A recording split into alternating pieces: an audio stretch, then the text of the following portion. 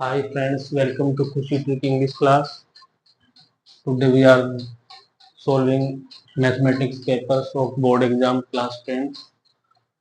First of all, Happy New Year, Happy Eid, Happy Rajasthan दिवस। जैसे 30 मार्च को अपने भारतीय महीने जो देशी महीने हैं उनके हिसाब से चैत्र शुक्ल एकम प्रतिपदा होती है, तो उसको अपन भारतीय नववर्ष मनाते हैं। हैप्पी इंडियन न्यू ईयर, इसको अपन बोल सकते हैं भारतीय नव वर्ष की शुभकामनाएं। कितना अजीब दिन है 30 और 31 का। देखो एक कोइंसिडेंस है, संयोग की बात है। 21 मार्च की है ईद, तो ये ईद मुबारक भी है। और 30 मार्च को है राजस्थान दिवस, जब राजस्थान की स्थापना होती है। तो हैप्पी राजस्थान दिवस, happy Eid, happy Indian new year, भारतीय नववर्ष की शुभकामनाएं, चैत्र शुक्ल एकम प्रतिपदा। और 30 मार्च को सलमान खान की मूवी है सिकंदर, वो रिलीज हुई है। तो सभी को ईद मुबारक सिकंदर की तरफ से, मेरी तरफ से। और एक मैंने अपने मन से कुछ लाइनें बनाई है अपने मोटिवेशन लाइंस के रूप में। अपने मन के समंदर से बंदर को बाहर निकालो, यानी कि बंदर को बाहर भगाओ। बंदर का मतलब अपन कॉपी करते रहते, किसी को नकल करते रहते हैं, मैं उसके जैसे बनूं, मैं उसका फैन बनूं। जैसे सलमान खान की मूवी अपन देखते हैं, किसी और हीरो की, कोई भी चीज है तो फैन बनते हैं। तो उसको अपन बोलते हैं कि अपने अंदर के बंदर को बाहर निकालो, यानी कि भगाओ, और अपने अंदर के सिकंदर को जगाओ। और अपने को खुद को जो है उनके जैसे बनना है, कॉपी नहीं करनी, खुद को मोटिवेट होके उनसे प्रेरणा लेनी है, नहीं कि उनकी नकल करनी है। तो अपने अंदर के सिकंदर को जगाओ। कल सिकंदर मूवी रिलीज हुई है, सलमान खान की अच्छी मूवी है, सभी को देखनी चाहिए। और सभी को ईद मुबारक, राजस्थान दिवस की शुभकामनाएं और हैप्पी न्यू ईयर। और क्लास 10 का जो बोर्ड एग्जाम है मैथमेटिक्स का, पेपर सोल्यूशन करेंगे। वैसे मैं खुद कोई मैथ का इतना स्पेशल टीचर तो नहीं हूँ, लेकिन मुझे मैथ पढ़ाने का और पढ़ने का शौक है। पहले मैं जैसे कोचिंग वगैरह कर रहा था, ट्यूशन वगैरह, तो मैं कभी कभार मैथ की क्लास भी ले लेता था, कभी साइंस वगैरह की, तो वहाँ से थोड़ा सा इंटरेस्ट बना हुआ है। बाकी स्पेशल टीचर नहीं हूँ मैथ का। कोशिश जरूर की है मैंने, जितनी मैंने कोशिश की है वो आप देखेंगे। कोशिश करने वालों की कभी हार नहीं होती है, लहरों से डरकर नौका पार नहीं होती है। हो सकता है मुझे कोई सवाल में आंसर में कोई गड़बड़ भी हो सके, गलती हो जाए, उसके लिए मैं क्षमा प्रार्थी हूँ। Let's see first question. 400 के अभाज्य गुणनखंडों की घातों का योगफल क्या होगा? तो इजी क्वेश्चन था वैसे ये, इसका आंसर होंगे 6। देखो कैसे, जैसे 400 था, 2 दूनी 4, 2 एकम 2, 2 से 50, फिर 25, फिर 5 से पचम 25, फिर 5 एकम 5। बिन्नी घाते जोड़ो, देखो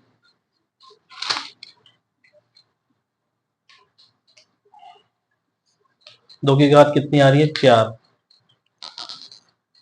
और 5 की घात है 2। 2 की घात और 5 की घात कितनी हो, टोटल जोड़ के 6 हो गई। तो 6 घातें आंसर हो गया इसका। 1 2 3 4, 2 की घात कितनी है 4।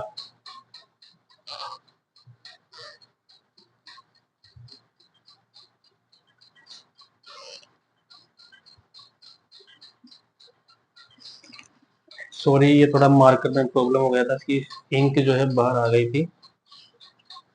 Let's see continue. सॉरी इसके लिए। देखो 2 की घात 4 और 5 की घात 2, ये घातें जोड़नी थी, 4 प्लस 2, ये आ गया आपका 6। Question number 2। 2x² plus x plus k का एक शून्यंक 3 है, तो के का मान ज्ञात करो। तो देखो इसको अपन हल करते हैं। दो एक्स का शून्य कितना है 3, यानी कि अपन ने एक्स की जगह कितना रखा 3, फिर एक्स की जगह कितना रखा 3। अब इसको हल करेंगे। 2 इंटू 3 की घात 2 है तो 3 का स्क्वायर कितना होता है 9, प्लस 3 प्लस के 9 दूनी 18 प्लस 3 प्लस के, तो ये आंसर कितने हो देखो 21 प्लस के। अपने को के का मान चाहिए तो माइनस के 21, फिर 21 उधर चले जाएगा 21। क्वेश्चन नंबर 3 है, 2 अंकों की संख्या में कोई इकाई का अंक x व दहाई का अंक y है तो संख्या क्या होगी। ये भी एक सरल सवाल था। जब भी 2 या 3 संख्याओं के बारे में मानना जाए या कहा जाए, तो जैसे अगर 2 संख्याएं हैं इकाई और दहाई वाली, तो उसमें अपने को 10 मानना है। अगर 3 है सैकड़ा मानना है, 4 है तो फिर 1000, इस तरह से करना होता है। तो देखो इकाई और दहाई 2 अंक हो गए, तो दहाई माना है इसमें y और इकाई माना है x। इसी तरह से अगर सैकड़ा होता और y होता और इकाई होता तो फिर एक्स स्क्वायर में होता।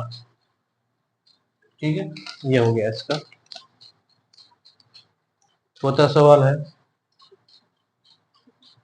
त्रिभुज ए बी सी, त्रिभुज डी ई एफ हो तो ए बी बराबर 10 सेमी और डी ई बराबर 8 सेमी, तो बी सी का अनुपात ई एफ की तुलना में कितना होगा। तो देखो त्रिभुज बनाया अपन ने 2, ये ए, ये बी और ये सी। एक त्रिभुज बनाया है ये, इसका हो गया डी ई एफ। तो ए बी का दे रखा है इसने 10 और डी दे रखा है 8। तो जो इसका अनुपात होगा क्योंकि समरूप है, और ए सी होगा डी एफ के, और बी सी देखो यानी कि ये और ये। तो देखो 10 का और 8 का अनुपात निकालते हैं अपन। 2 पंजे 10 और ये 3, यानी कि 5:3 होगा। सॉरी 2 चौके 8। तो इन दोनों का अनुपात ये है तो इनका अनुपात भी यही होगा 5:4। सही है, 5:4 अनुपात पूछा है, न कि इन्होंने वो पूछा है। क्योंकि अनुपात तो जैसे इनका भी यही है तो इनका भी यही होगा इनका। हाँ, अब जैसे संख्या क्या हो सकती है, जैसे इधर 10 है तो ये लो 10, सॉरी मैं गलत कर रहा हूँ, ये 10 है और ये 8 है। तो जैसे ये 10 है तो ये 8 है, ये 10 है तो ये 8 है, क्योंकि समरूप त्रिभुज की तीनों भुजाएं बराबर होती है, तो ये 5:4 में होगा। नेक्स्ट सवाल देखते हैं।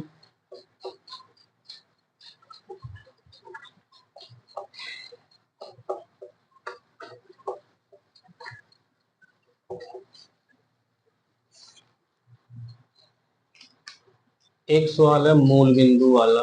मूल बिंदु ओ 0 0 0 से बिंदु पी -3 और 4 की दूरी क्या है। तो देखो दूरी को बोलते हैं डी, 2 बिंदुओं के बीच की दूरी को बोलते हैं डिस्टेंस। तो फॉर्मूला क्या है, x2 - x1 का होल स्क्वायर और y2 - y1 का होल स्क्वायर। देखो हल करते हैं, ये x1 ये y1 ये x2 और ये y2। तो x2 कितना आ रहा है -के 3, x1 कितना है 0 का होल स्क्वायर प्लस y2 कितना है 4, y1 कितना है 0 का होल स्क्वायर।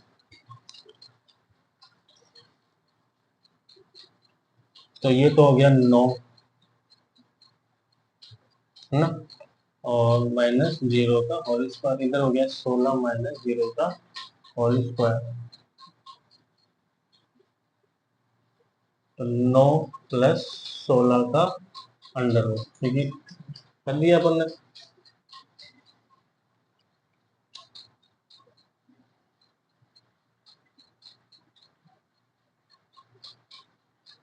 ये ऐसा है, स्क्वायर हट गया ना, 9 और ये 16, तो ये हो गया आपका अंडर रूट 25। आंसर कितना आ गया 5। फिर एक सवाल है, cosec square 45 minus cot square 45 बराबर क्या है? तो इसका आंसर है 1।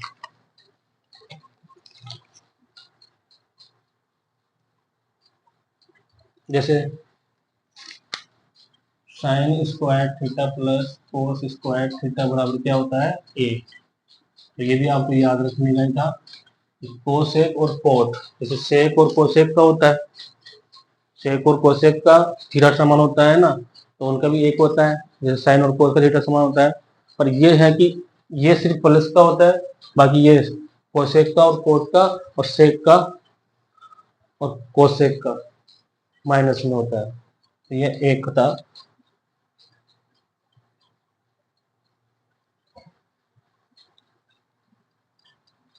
तो एक सवाल है, एक ऊर्ध्वाधर खंबे की परछाई खंबे की ऊंचाई के बराबर है, तो सूर्य का उन्नयन कोण क्या है? ये भी जिस सवाल को, ये कोई खंबा है तो इसकी परछाई यही है, यानी कि ये एक्स है तो ये भी एक्स है।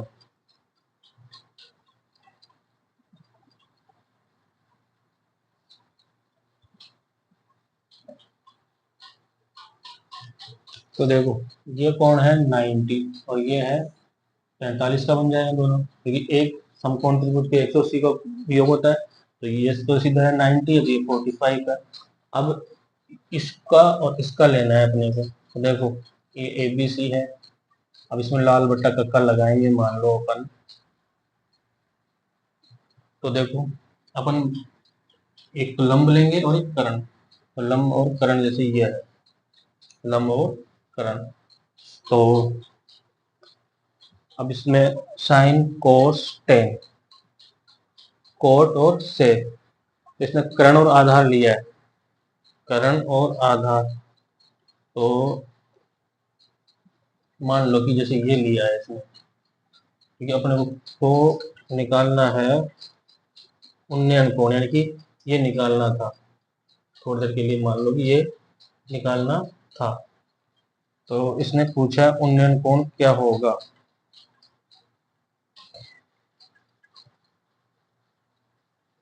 तो ये 45 है, ये 45 किसके लिए हो रहा है? लंब और करण।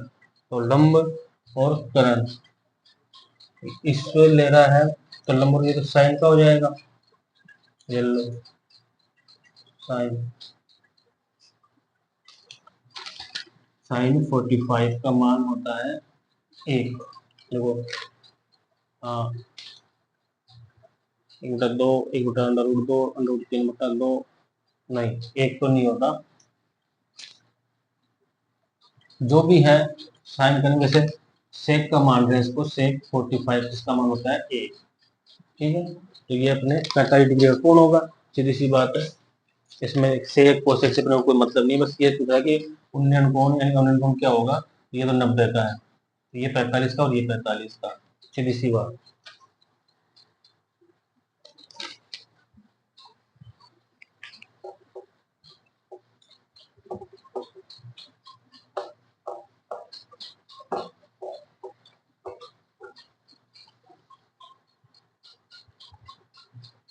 फिर एक सवाल है, एक बिंदु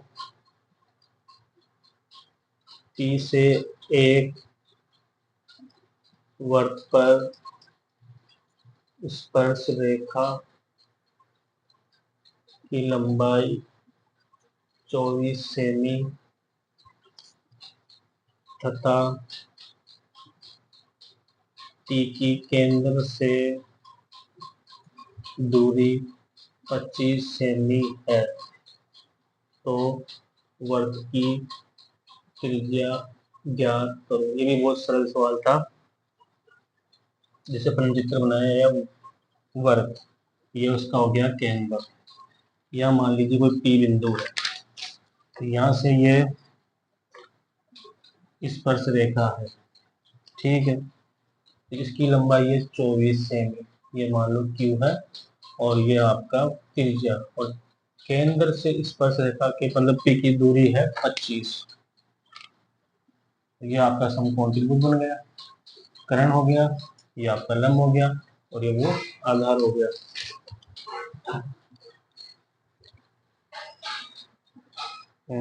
तो त्रिज्या तो निकाली, यानी कि ये आधार हो गया, ये O हो है।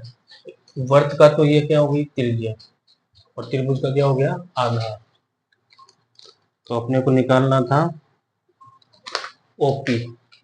तो देखो पाइथागोरस प्रमेय है, ये पाइथागोरस प्रमेय से तो OP स्क्वायर बराबर, तो इसमें ये तो लंब ये कर्ण है, तो OP और माइनस PQ का ये, क्योंकि अगर कर्ण का पूछता तो अपन दोनों को आधार को और लंब को जोड़ना पड़ता है, यानी कि PQ को और OQ को।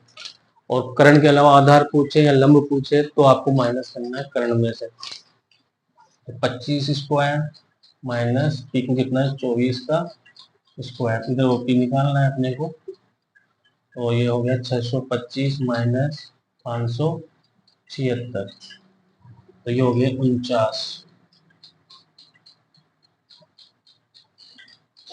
49 का आपको ये स्क्वायर उठेगा, अंडर रूट लगेगा, तो ये आ गया 7 सेमी। ये अब ये 7 सेमी वर्त की त्रिज्या आ गई, वर्त की त्रिज्या बोल दो बराबर समकोण त्रिभुज का आधार बराबर 7 सेमी। ये तो अपन बड़ा करके देखो, वैसे शॉर्ट में करना है इसको, छोटे में 1 नंबर के हिसाब से। फिर एक है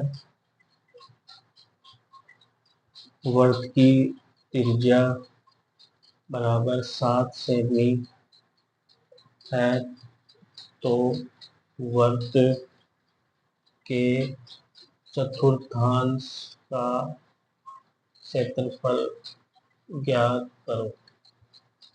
ये भी इजी सवाल है। देखो 5,000 स्क्वायर लगाएंगे, 22/7 इंटू 7 इंटू 7, ये हो गया 22 × 154 वर्ग सेमी। ये आ गया आपके वर्त का क्षेत्रफल। चतुर्थांश पूछा है, चतुर्थांश का मतलब है चौथे भाग का, जैसे ये वर्त है, ये चौथे भाग का एक टुकड़े का पूछा है। तो 4 से गया 4 दिया 12, 3 बचे 4 × 32, 2 बचे 4 × 20, तो ये हो गया आपका 38.5 वर्ग सेमी आंसर। फिर एक सवाल है, यदि एक शंकु की त्रिज्या बराबर 14 सेमी है, 14 सेमी है, तो तिर्यक ऊंचाई 10 सेमी है, तो वक्रीय पृष्ठीय क्षेत्रफल ज्ञात करो। तो शंकु का वक्रीय पृष्ठ बिल्कुल सरल है, इजी है, πr/l, तो 22/7 इंटू 14 इंटू 10, 7 दूनी 14, 22 दूना 44 इंटू 10, यानी कि 440 वर्ग सेमी। ये भी इजी सवाल था।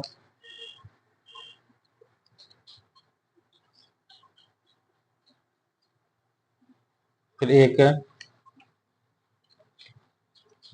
किसी घटना, एक क्वेश्चन है प्रायिकता का, लिख लीजिए किसी घटना की प्रायिकता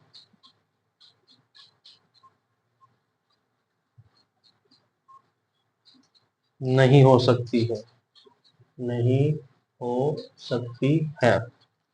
जैसे किसी भी घटना की 0 से लेके 1 तक की प्रायिकता होती है। तो अब इसमें दे रखा है 3/2, एक ऑप्शन था इसका होगा 1.5। तो किसी भी घटना की प्रायिकता 1 से बड़ी नहीं हो सकती है, इसमें 1.5 आ रहा है तो ये इसका आंसर है, ये नहीं हो सकती है। मान लो दो परिमेय संख्या है, एक सवाल है दो परिमेय संख्याओं का एचसीएफ व एलसीएम बराबर है, एलसीएम और एचसीएफ बराबर है, तो संख्याएं होनी चाहिए। तो संख्याएं कैसे होनी चाहिए? समान, बिल्कुल समान। जैसे 6 का लिया अपन ने तो 2 × 3, फिर 6 का लिया 2 × 3, तो देखो 2 की घात 2, 3 की घात 3, ये आ गया 6। ये अपन ने इसका लिया लैस है। अब मैथ से लेंगे, मतलब बड़ी से बड़ी घात भी है, छोटी छोटी घात भी है, तो लैस से हो गया ये, में से भी क्या होगा 2 × 3, तो दोनों संख्या क्या है? समान होनी चाहिए। तो ये 6 जैसे एग्जांपल लिया अपन ने। अब बाकी सवाल नेक्स्ट वीडियो में देखेंगे, क्योंकि बहुत बड़ा वीडियो बन जाएगा, बड़े सवाल भी हैं। Best of luck.